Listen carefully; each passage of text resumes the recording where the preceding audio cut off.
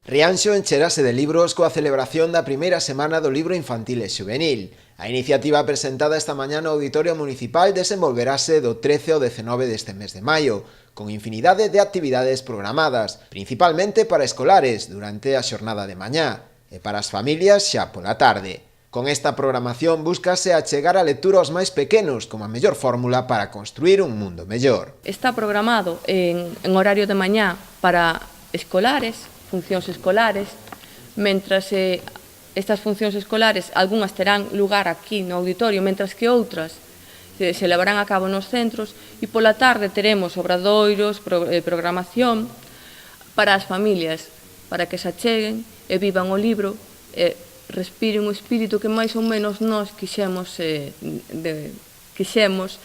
imprimir á primeira edición. Trátase dun evento organizado dende o Concello, a través da Concellería de Educación, pero que conta coa colaboración de todos os centros educativos do municipio. A programación nesta primeira edición xirará arredor da revolución como a motor do cambio e terá o mundo da lusofonía como a cultura convidada.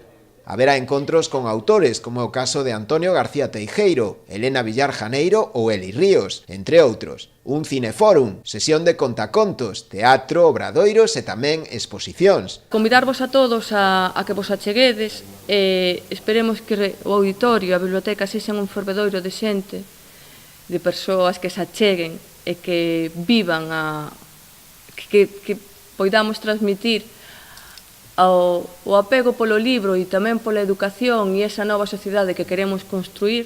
Todo un senfín de actividades que merece a pena non perderse.